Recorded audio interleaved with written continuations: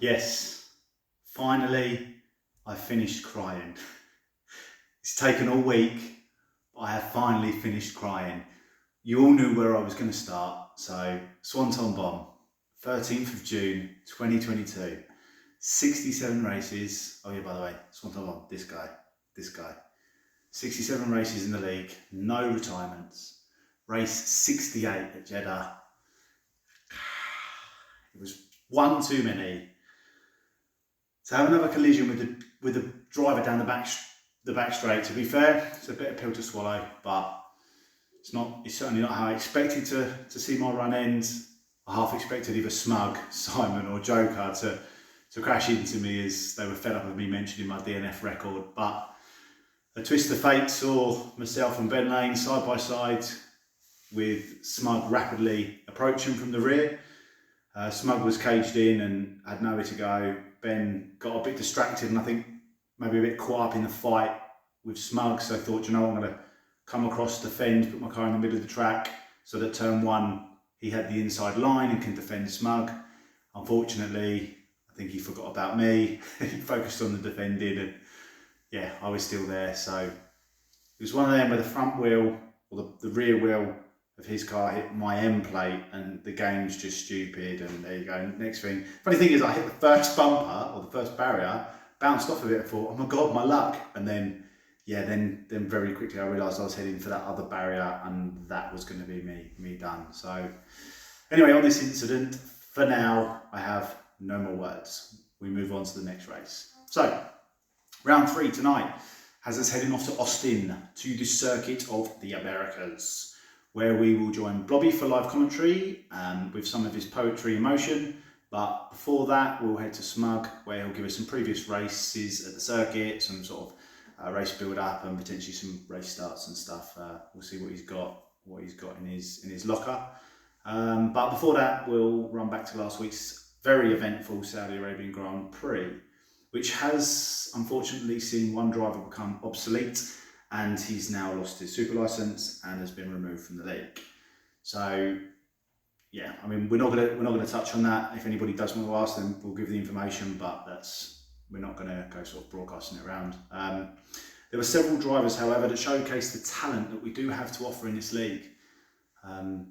The fact that we're running a street circuit with blind, fast, tight corners, it's always going to be a challenge, but when you add 20 F1 cars on the game as well, all wanting to taste that top step, it adds to the difficulty. You've got players on the controller, on wheels, all different levels, so fair play to some of the drivers out there. Really showcase what we've got in this league, so well done to you.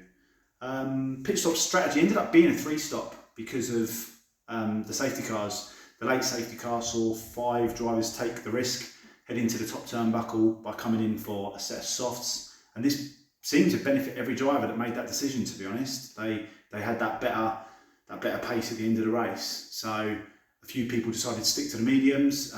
Saw him get caught out on that last little stint, but some drivers had no choice, and actually they benefited from staying out as well. But majority of the people that went into the pits and put some softs on benefited. Personally, I think myself and Ben Lane probably would have been up there challenging, if not for the lap 14 incident, but credit has to go to Simon. He capitalised on the mistakes that were made. He had a challenging race himself. First of all, he disconnected from the session. This led to the AI putting the incorrect tyre pressures on, so his tyres were overheating. He had a strategy that only Ferrari would have thought of. And he also took early wing damage as well at another driver's expense. But he pulled off a masterclass on gaining a P2 finish, P1 after penalties were applied. So kudos to you, sir. Well done. And again, if ever there is evidence why you should never pit and quit in our league, this is it. Lap 1, turn 1, I think as well. Simon, he'd lost obviously incorrect tyre pressure, blah blah, for all the reasons above. He then into the first corner got taken out, got wing damage, so he was last for the entire first stint. So I don't know, that was like 11 laps, something like that, maybe it's 12 laps, 11 laps. He was last. Now he could have pit and quit, but he didn't. He carried on. He won the race. P1, P2 on the grid, yeah, but P1 after penalties. So it's just not worth pitting and quitting. Like, honestly, use this as the evidence. It's just not worth it. Sloth has to get a massive round of applause. Last year, Pro-Am, 2 races in, he's sitting joint P2 in the Pro Tier. Joint P2. So well done, mate.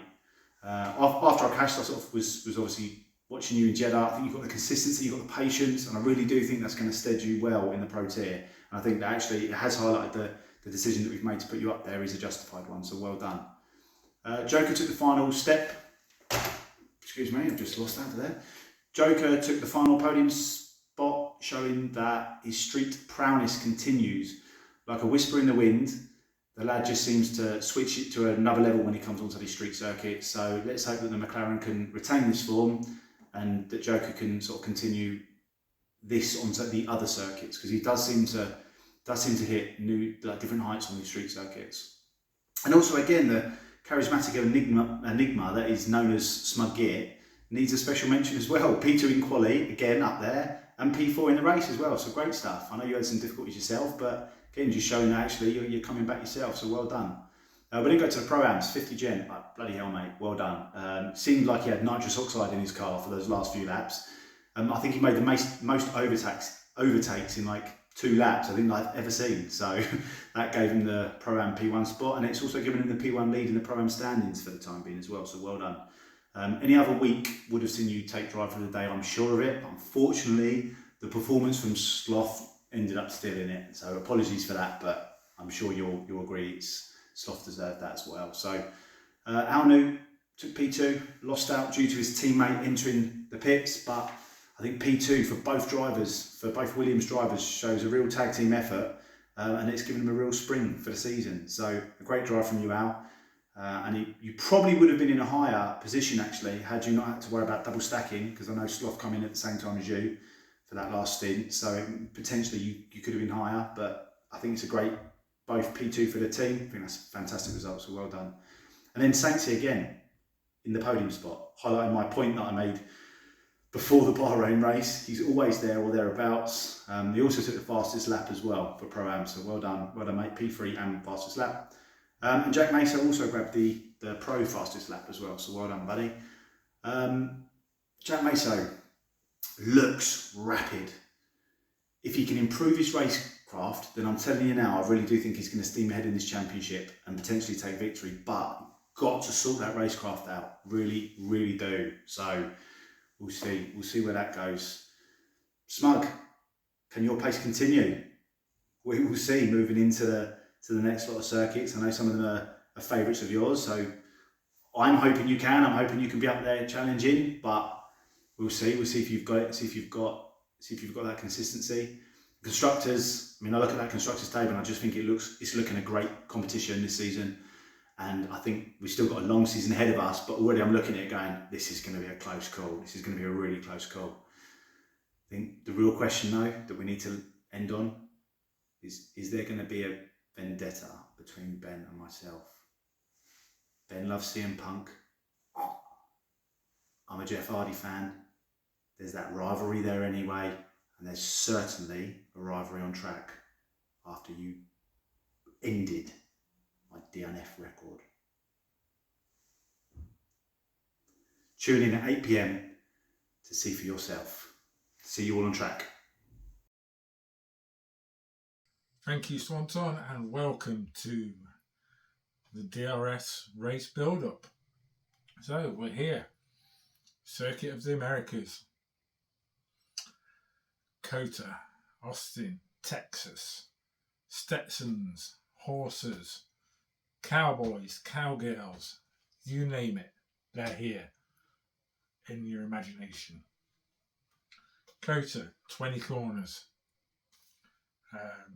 2 DRS zones, one coming out of turn 11, down the back straight, just over a mile long, over the hill, down to turn 12, brilliant opportunity to overtake, and then turn 20 onto the pit straight, leading up to that treacherous turn 1. Sector 1, classic driver's sector, sweeping left and right, total of 7 corners, one after another. Get it right, it's so satisfying. Get it wrong, you've ruined. Ruined, you're either off the track or you've lost a second, if not more. It's a place where you cannot overtake, you cannot go side by side. The speeds are ridiculous through there. Sector 2, complete opposite.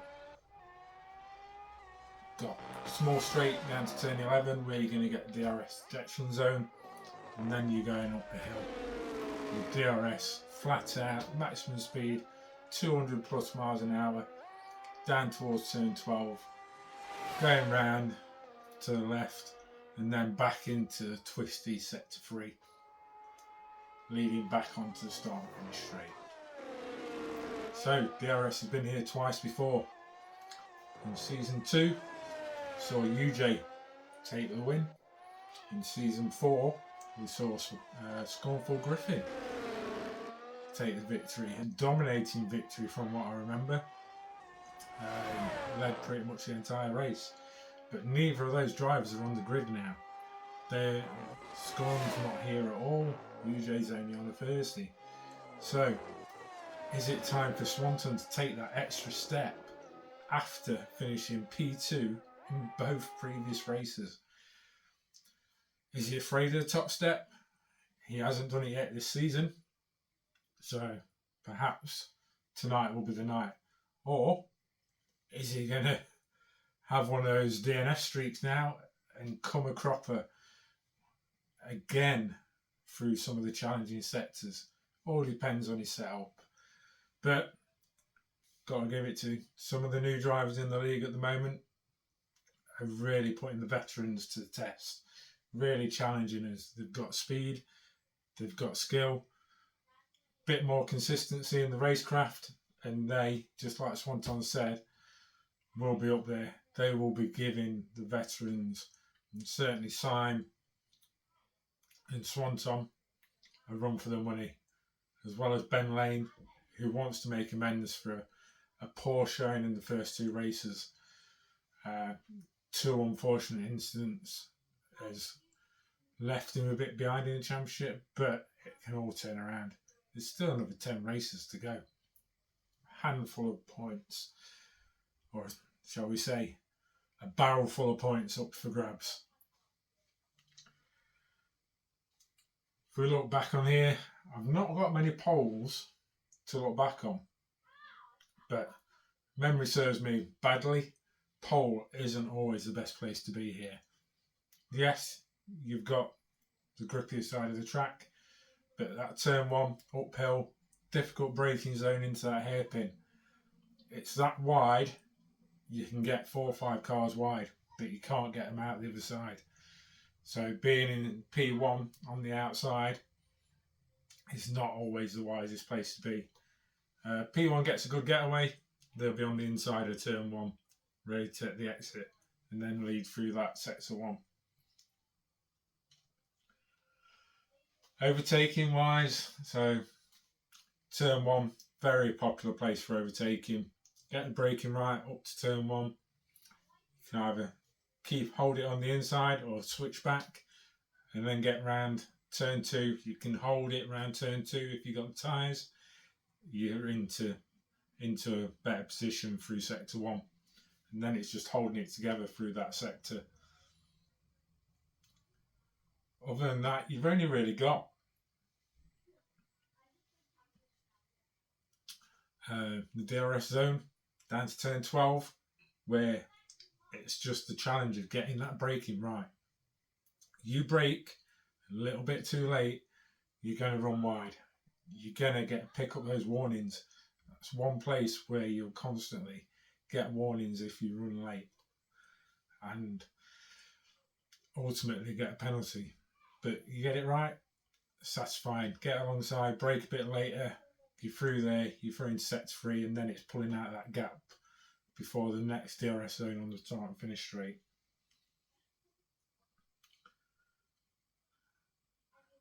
Finally, as I've mentioned, the weather in Texas can always throw up a bit of a curveball. Everyone thinks sun all the time. Doesn't happen. When it rains, it seriously rains. And we've had it in qualifying and in the race before. that can throw up some interesting strategy calls, because Texas is notoriously tough on tyres. And it's one circuit where I think you can make a two-stop work if you time it right. History has said that new tyres up to a second and a half faster a lap than some warm ones. So you're not out of it as long as you can catch up before those tyres start to go off. So that's it. It's time to find out if we're going to get a new sheriff in town. Let's head over to Blobby, who's fashioning a fancy Stetson tonight, and let's go to the DRS Austin Grand Prix.